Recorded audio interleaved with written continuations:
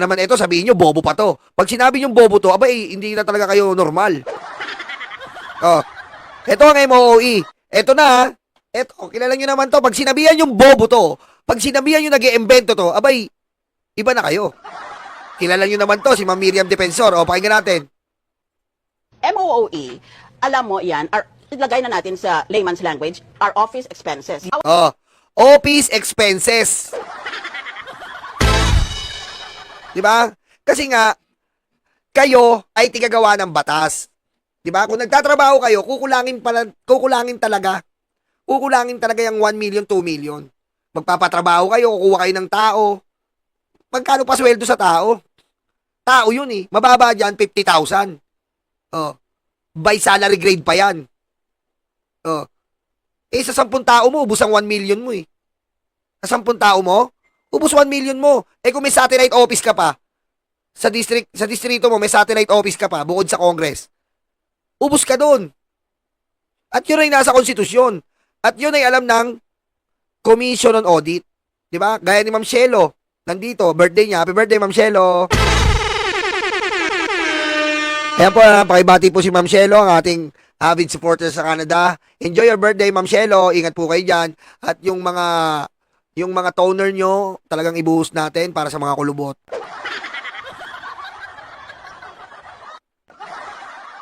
Oh. Diba, pag may office ka pa, diretso natin. Bawat buwan, ang bawat senador binibigyan ng 2.2 million Every month. every month. Oh, 2.2 million. So you receive 2.2 M also every month. Right. You, okay, your office. My office. Yeah, but your Oh, every month. Kasi bakit? Ganito.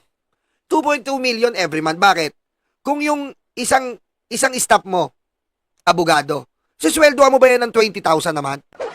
Kaya, sige, may staff ka, isang abogado, katulad ni Robin. Si Robin, syempre bobo siya, di ba? Bobo siya. Kailangan niya ng usaping legal. Mag-hire siya kayo ng abogado. Magkano abogado per month? Yung close-in mo, yung lagi nasa tabi mong abogado, na pag nasa plenaryo ka, tuturuan ka. Kapag may ano ka, may sasabihin sa'yo. Kung ano sasabihin mo, ay, magkano yun? Oh, sabihin mo ng 300,000 naman. Close-in na abogado mo yun.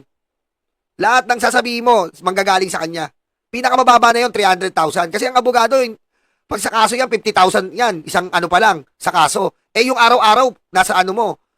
Araw-araw, nasa tabi mo. Araw-araw, kailangan mo. Iba yung rate niyan, mahal yan. Doon pa lang yung 2 million, ubus yun eh. Isang abogado pa lang. Mag-hire ka ng ordinary staff. Oh. Mag-hire ka ng ordinary staff, ilan? Hindi ka naman pwede isa dyan. Siyempre, marami kang mag-hire dyan, mga 10 to 20. Oh. Sa distrito mo, kung may satellite office ka pa. Oh.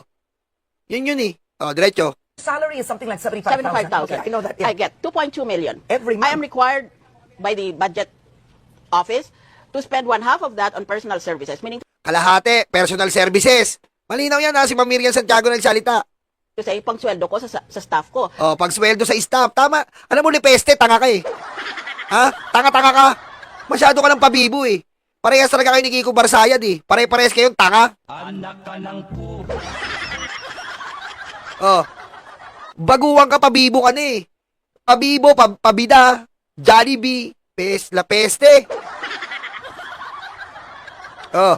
Hindi nila kinukuha ang sweldo nila sa Senate. Oh, yeah, not sa Senate, sa office mo. That's right. Per senator. That's right. Kaya, nasa sa senador yun, kung ilang tao Yeah. ang susweldohan Kung niya. maliit Oh. Nasa senador yon. O nasa congressman yun kung ilan yung sweldoan mo. Yun. Oh. ka sweldo o malaki ka That's right. magsweldo. At saka ikaw mag-determine kung ano ang sweldo ng bawat isa. Oh, ikaw ang magde-determine kung anong sweldo ng bawat isa. Eh kung may abogado ka, kung may accountant ka, magkakaano sweldo niyan? Anong salary grade niyan? Yung abogado syempre private yan, talagang mahal yan. Bobo no, di ba? Ngayon, 2.2 million na yan, kalahati para sa sweldo. Net to, yung 2.2, net na? Oh, Net, okay. 2.2. Alright. Pagkatapos, ang kalahati niyan, dapat gasusin mo sa rental mo sa opisina. Kung wala kang, kasi may mga opisina kami sa Senado, maliliit na mga kwarto yon, hindi kasya. For example, Okay. in my case, I always have a staff of maybe 30 to 40. Ngayon, kung meron kang natawag na satellite office, in addition, dagdag pa yon sa opisina mo sa Senado, binapayagan kang mag-upa. Okay. Some of us rent, but some of us don't. So you rent? I rent. Okay. Tapos, sa MOE na yan, bayaran mo ang renta mo, ang tubig, kuryente. Linaw Lipeste. Oh, ayun ang sinasabi lahat ng congressman, pambayad ng ilaw, tubig, kuryente.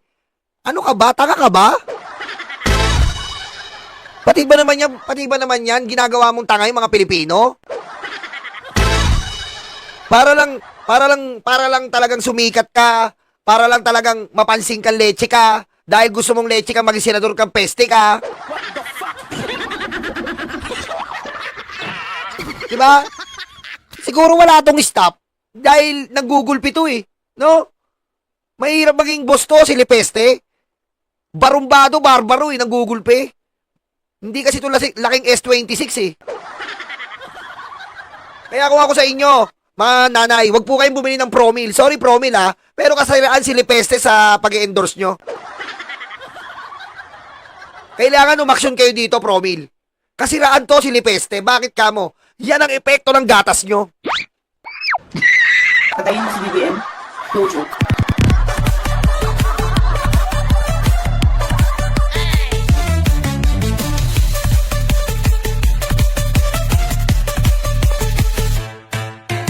Sorry sa mga uminom ng Promil.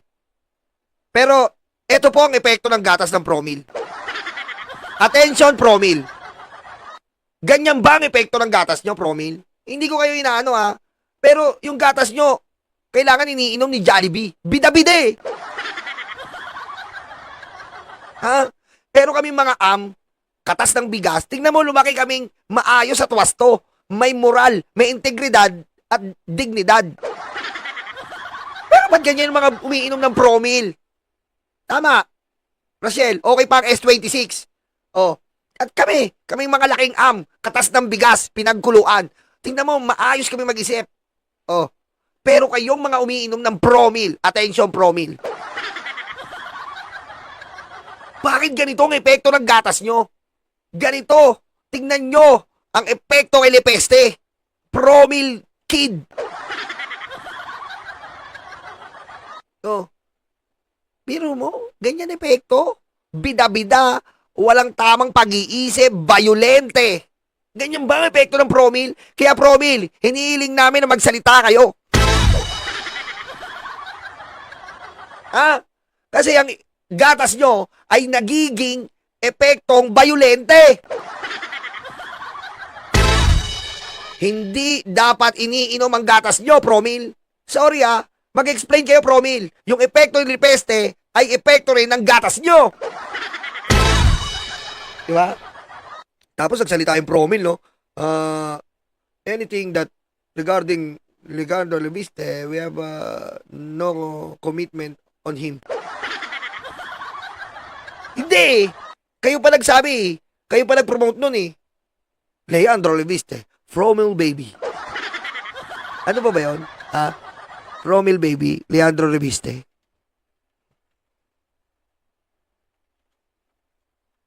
Ayun Promil commercial. Ayun Gifted child, The gifted children. Gifted children. Putik. Ano si Leandro dito?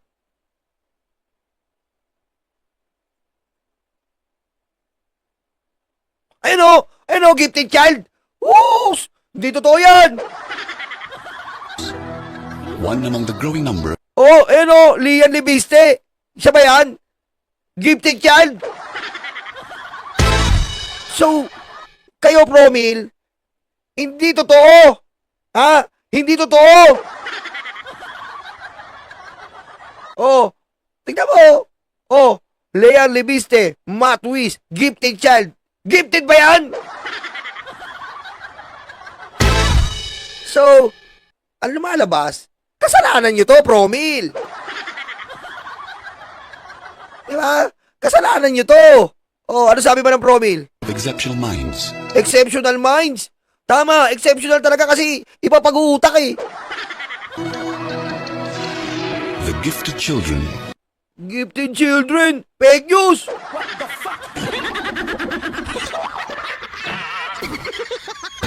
Promil is enhanced with Pro-Gifted Formula 2. Pro-gifted formula,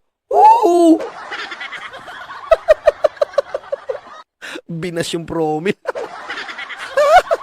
Kasalanan nyo to, Promil eh. Diba? Sabi nyo, gifted child eh. O yan, lumaki ngayon. Tignan nyo. Oh, barbaro. Bayulente. Oh, kasalanan nyo yan, Promil. Pinainom nyo ng pinainom, nagiging bayulente pala sa gatas nyo. Oh. Magsalita kayo, Promil. Hindi na ako yung mga anak ko sa labas, hindi ko na painumin yan. Dahil ko pa namang anak sa labas. Ha? Ang dami kong mga anak sa labas, pinapainom ko ng mga Promil. Magsisip na kami sa S26. Kasi baka lumaki yung anak ko ng bayolente. Nakatulad niya ni Lepeste. Diba? Oh. Ayan po ayan po. Sisiin natin tong Promil. Hindi, pero seryoso po. Ito pong sinabi ni Ma'am Miriam Defensor Santiago ay nakakaalarma. Dahil tama naman po eh. Wala tayong problema. Kung nagnanakaw sila, batikusin natin. Pero wala naman palang masama, sabi ni Ma'am Miriam eh. Oh, pinapalaki lang ni Lepeste na masama po ito yun. Nagbibigay ka ng peking naratibo na naman, Lepeste. Kaya sandaan mo to, dahil sa'yo, ha? Masisira ang Promil. Ha? Ikaw ang sisira sa Promil. Promil, nako, ay sikasuhin nyo to. Asikasuhin nyo to. Kasi iisipin ng mga tao, pag uminom ng gatas nyo, bayolente. Magiging bayolente, bida-bida. Sa inyo galing yan eh. Ikaw talaga.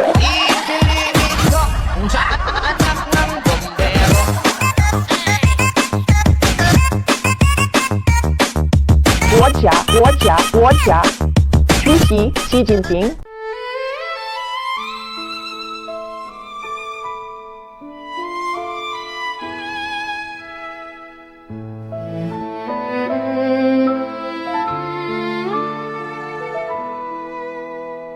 Nakaupo ako, lumalamon sila.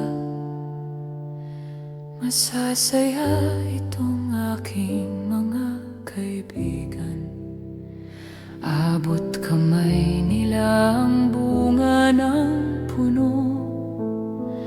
Dahil balikat ko ang ginawang tuntungan. Habang namimitas lalong natatakam, sila ay para bang wala ng kabusugan. Kahit alam nilang mayroong mga langgan, at ang aking paa ang siyang inuupakan. Nais ko nang magpahinga, marami na akong nagawa at natulungan.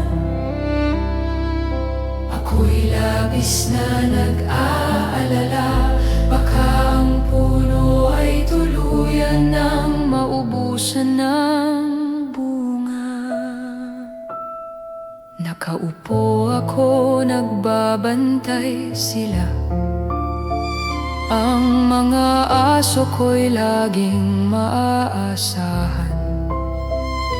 Hindi ko lang alam ang binabantayan. Ito bang puno o itong aking upuan? Itali ko kaya sa bahay ng langgam? Maglilingkod ba o maghahari-harian?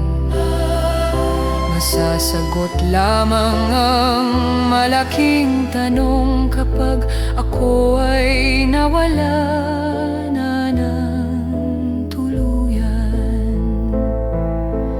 Nais ko nang magpahinga, marami na akong nagawa at natulungan. Ako'y labis na nag-aalala, baka itong mga aso ay maulol at magwala.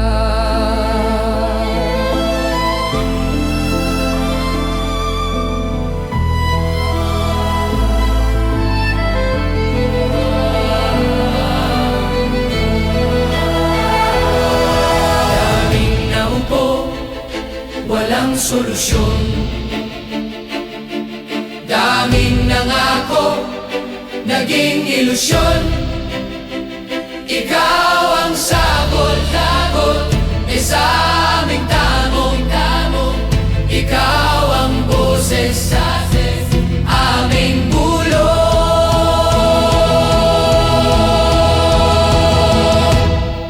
Nilalait ka at sinisira ng kinakaya mo para sa bayan. Ikaw ang aming tagumpay, bonbon, walang kapantay.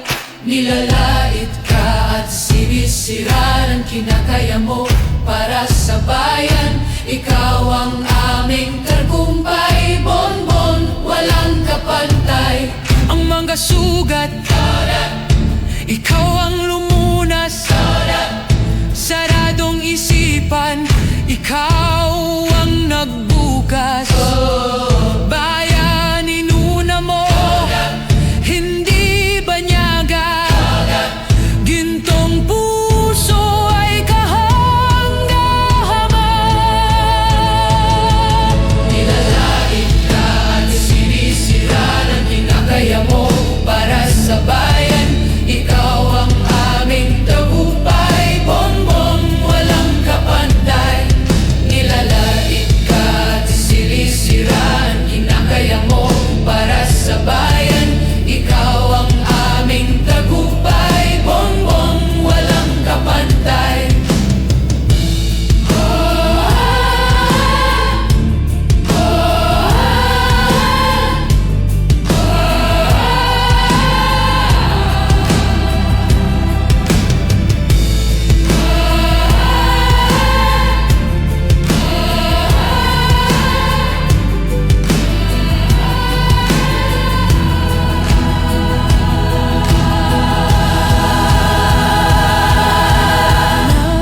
Nais ko nang magpahinga.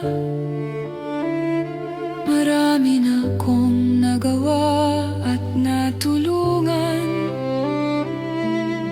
Ako'y labis na nag-aalala, baka itong mga aso ay maulol.